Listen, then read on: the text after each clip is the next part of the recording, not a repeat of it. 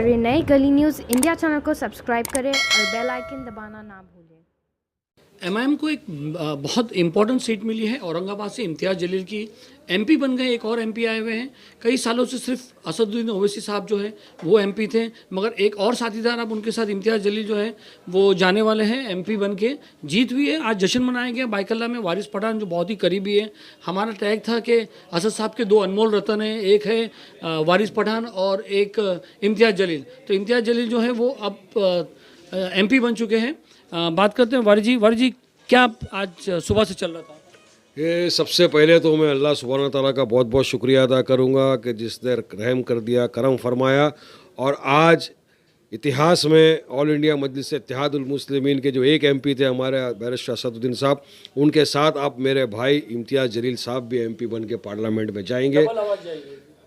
आवाज़ ही आवाज़, अब डबल चौबल मल्टीप्लाई होते रहेगी आवाज़ इंशाल्लाह। लेकिन ये आवाज़ ने एक ऐसा पूरे महाराष्ट्र में नहीं पूरे देश के अंदर एक मैसेज दे दिया कि मजलिस इत्तेहादुल मुस्लिमीन एक ऐसी पार्टी है जो 5 टर्म के सिटिंग एमपी को मोदी की वेव में, सेना की वेव में हरा के फेंक सकती है। ये मैसेज दिया, और इसमें औरंगाबाद की जो अवाम है उसका बहुत बड़ा हाथ है। उन्होंने भरोसा किया, उन्होंने भरोसा रख के वोट दिया, और आज आप देखिए 3,90,000 के करीब वोट लेकर हमारा इम्तियाज़ जलील साहब जीत गए, एमपी बन गए अल्हम्दुलिल्लाह। बहुत असद साहब को भी मनाने में बहुत काफ़ी वक्त लगा, क्योंकि इम्तियाज़ जलील कहीं से भी कैलकुलेशन में नहीं बैठ रहे थे। नहीं, पार्टी का सब कैलकुलेशन रहता है, क्या करना चाहिए, काफ़ी चीज़ सोच समझ के करना पड़ता है। जैसे ये दारुस्सलाम में जब ये मीटिंग हुई थी, 24 कॉर्पोरेटर वहाँ पहुँचे थे एमआईएम के, हम भी वहीं थे। तो वहाँ पर जो है असद साहब को मनाने में कम से कम बहुत काफ़ी वक्त गया था। असद साहब के कैलकुलेशन में नहीं बैठा, मगर इम्तियाज़ जलील का जो कॉन्फिडेंस लेवल चल रहा था उस वक्त कि नहीं भाई हम लोग जीत जाएंगे, हम लोग जीत जाएंगे, आखिरकार असद साहब को मानना पड़ा वो कॉन्फिडेंट। ये देखिए, और आज इम्तियाज़ जलील ने उसको साबित करके बताया जीत के। असद साहब प्रेसिडेंट है पार्टी के, उनको सबको लेकर चलना पड़ता है। और इम्तियाज़ जलील साहब ने जब पेश किया, उनके कॉर्पोरेटर ने बताया कि अपना ये कैलकुलेशन है, ये स्टडी है, ये रीडिंग है, और इंशाल्लाह जीत सकते हैं हम लोग। तो असद भाई ने हाँ कहा, टिकट दिया ना पार्टी ने, और वंचित बहुजन अघाड़ी भी साथ में था, और अल्हम्दुलिल्लाह आपने रिजल्ट देखा। और कितने दिन की मेहनत, कम वक्त की मेहनत के अंदर अल्हम्दुलिल्लाह अल्लाह ने हमको इतना अच्छा रिजल्ट दिया कि आज जो बड़ी बड़ी सियासती पार्टियां, जैसे सेक्युलर अपने आप को समझने वाली कांग्रेस, समाजवादी, कहाँ है, सब खत्म हो गया, सबका सुपड़ा साफ हो गया। और मजलिस इत्तेहादुल मुस्लिमीन को अल्लाह ताला कामयाबी अता फरमा के इतनी बड़ी जगह पार्लियामेंट में भेज दिया। ये मैसेज गया है पूरे राष्ट्र में, पूरे महाराष्ट्र स्टेट में, देश में, कि ऐसी एक पार्टी है। कल तक लोगों के पास ऑप्शन नहीं था, लोग कांग्रेस को वोट दे देते थे, बीजेपी शिवसेना को नहीं दिए। आज लोगों को लगा कि नहीं, हमारे पास एक ऑप्शन है, हमारी खुद की पार्टी है जो विकास कर सकती है, माइनॉरिटीज़ के हक के लिए काम कर सकती है, यहाँ पे एजुकेशन प्रोवाइड कर सकती है, जॉब्स के लिए बात कर सकती है, सोशली एजुकेशनल जो बैकवर्ड है उनको आगे ला सकती है।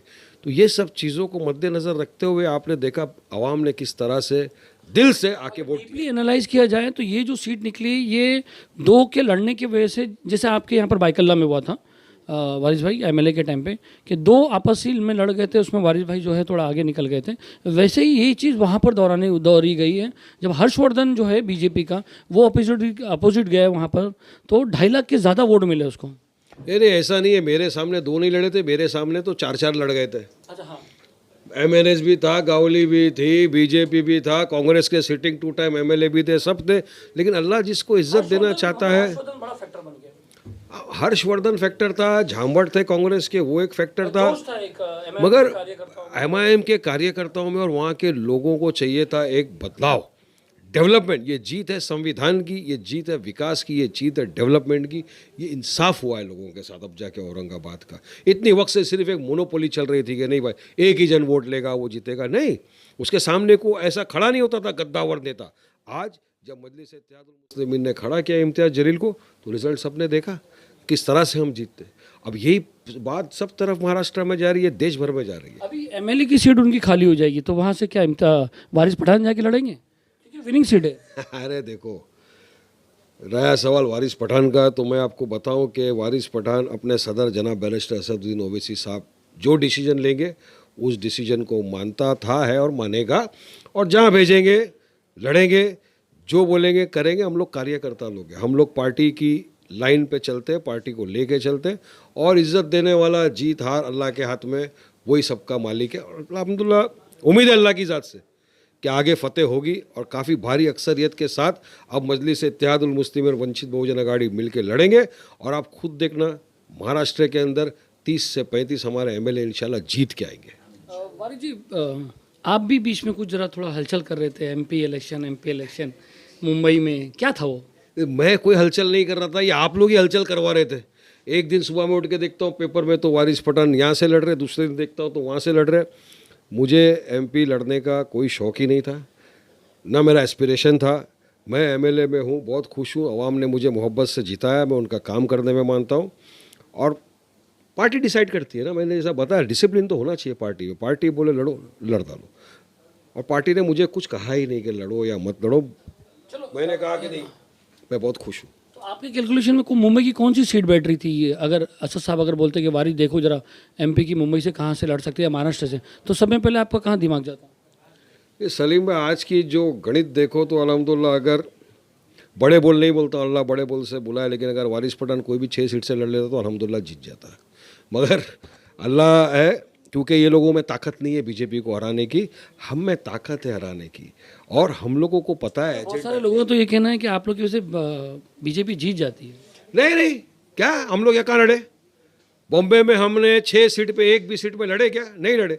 48 सीट में एमआईएम वंचित के साथ मिलके एक जगह लड़ी औरंगाबाद में, बाकी कहाँ लड़े? सपोर्ट तो किया ना? क्यों हारे कांग्रेस और ये लोग?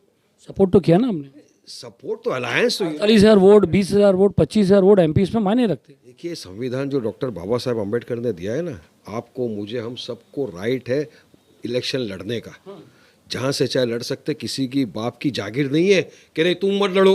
अरे तुम लड़ो ना, तुम में ताकत है, हराओ। क्यों नहीं हराया तुमने? क्योंकि ताकत नहीं है उनमें हराने की। कांग्रेस का चेहरा सेकुलरिज्म का पब्लिक के सामने पहले ही फाश हो चुका था।